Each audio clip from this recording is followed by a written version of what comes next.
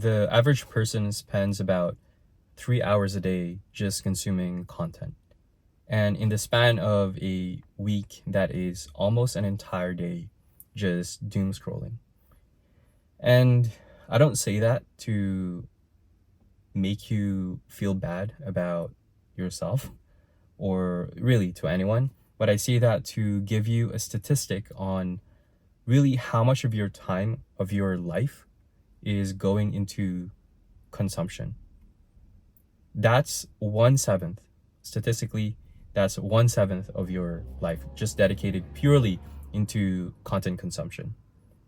Now, imagine being able to turn half of that, yeah, 12 hours, in a week.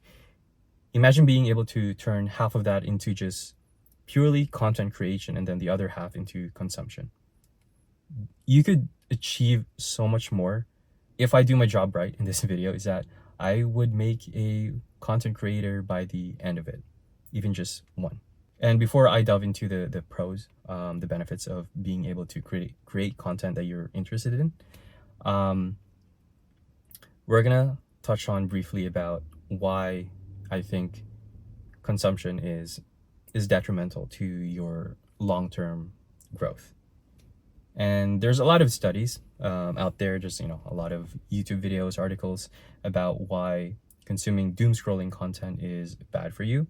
Namely, it's a time sink, and that it puts you into this vicious cycle of just consuming and consuming and just really lowering your baseline for dopamine hit. And so anything that is more than 30 seconds or more than a minute that doesn't give you a dopamine hit, that immediately registers into your mind as not entertaining, as uninteresting. And the other thing is that it's really just passive. It's a passive activity. It's not active, and you don't really want to approach life just passively consuming everything.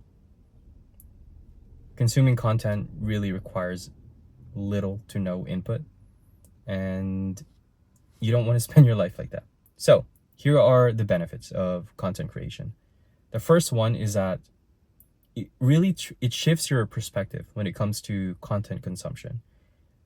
When you start creating content, you see every video, you see the science of every video. You start to research about it. You start to try to understand why, as people, why are we so drawn into the first 15 seconds, the first 30 seconds of a video? Why is a reel so addictive?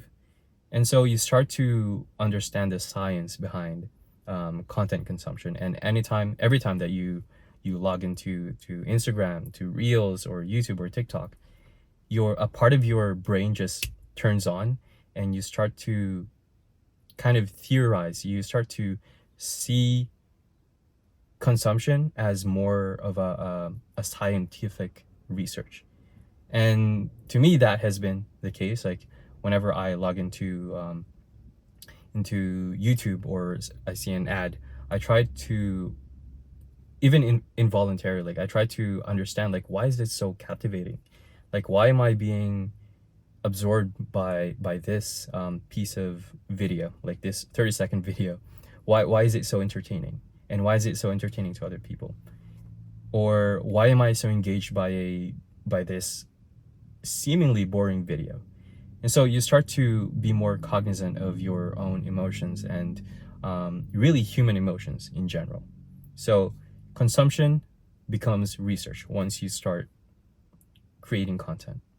The other benefit of content creation is that you start to learn by doing. You learn a new skill by practicing it. And so you're not just sitting in a classroom trying to learn a new skill from in theory. You're actually learning by doing, which is, I think, the best way to learn something, apart from educating people on how to create content. So you learn by doing, and that skill that you learn is creation. It's flexing your creativity. It's turning an idea into something, into a video. I mean, I'm just really like it can be quite as simple as just turning on the camera and start speaking in front of the camera, which is pretty much what I'm doing here. I'm just a dude in a car just talking about content creation. And so you start to learn that skill, and you start to also find out that it's really not just about the act of creating the content. Like there's so much more work that goes behind it, and most of it are really into the ideation phase. Like what makes a hook important, the first 5 seconds of a video, like what makes that important. What about sound effects? Like how does that add into the video? You also have music. How do you find music? Like what's an appropriate music for a certain type of emotion? And also you have the visuals in the camera, or the image. Depending on the type of content that you make, there's so much more that goes behind the scenes. And again, like bridging into the first part of the benefits, which is using other videos, consuming content consumption as its own vessel for learning, for scientific research. It really shifts your perspective on the skill itself of making something out of nothing. The other benefit is you get to really flex your creativity. You get to create something out of nothing. And if you've never been a creative before, I can tell you that that is such a fulfilling endeavor. Like it's such a fulfilling process to make something. Um, and what really differentiates one creator from the other is a huge part of it is their creativity and their personality and their life and the way that they speak in front of the camera. And creativity comes in so many phases within the production of a piece of content. It can come from the pre-production phase, on the ideation phase when you're writing your script, or even if you don't have a script, the location, the type of videos, the b-rolls. um, it requires so much creativity, and the process itself becomes really fulfilling once you start creating, once you start churning um, content. There's also the ability to learn a new skill, which is the skill of public speaking. And yeah, you're not in public, you're not around people, but being able to speak in front of the camera, of speaking to the barrel of a lens, it is a skill in itself. And if you're not one of the gifted individuals who can just pick it up and speak so fluently in front of a camera, then it is it is a skill, and it requires time and input. And it also transfers outside content creation. Um, One thing that I've observed is that as I started speaking in front of the camera, I can see myself like growing my skill of public speaking, and that benefits me into um, speaking to clients, speaking to even my work and my coworkers. And so the benefit doesn't just um, live within the content creation bubble; it also lives outside um, different aspects of your life. You really get to build your own system that works for you. You learn organization, you learn planning, you start to be more cognizant of how you spend your time. If, for example, like if you set yourself a deadline for tomorrow, then you start to see today as, okay, like around this time, I'm going to take my time to make something, and then eventually I'm going to do some b-roll. And so it forces you to organize your day, your week, really. And so the last benefit of being able to create content and sharing it to the world is you really get to build your own community. And that doesn't happen if you're just consuming content and consuming day in, day out.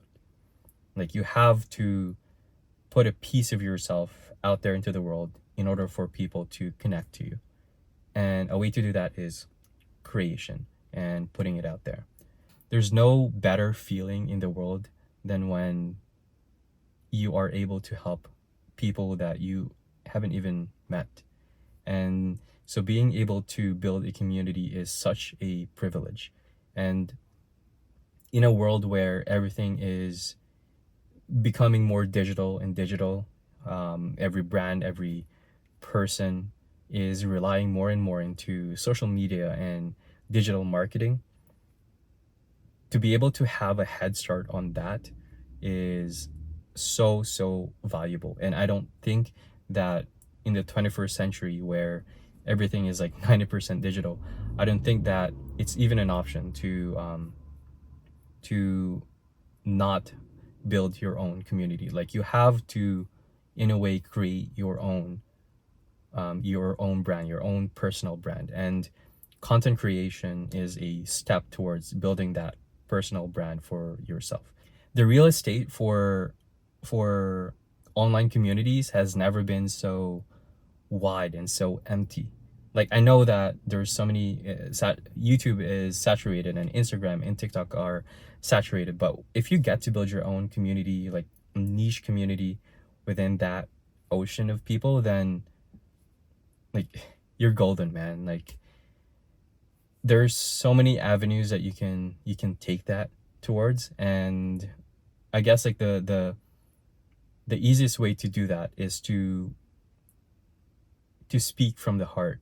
If you like if you follow your niche as yourself, no one has the same experiences, the same interests as you, and so by definition you are your own niche. And so if you follow just that path of your interest, of your passion, of yourself, then people will naturally gravitate towards your interest, towards the connection that you can build with them.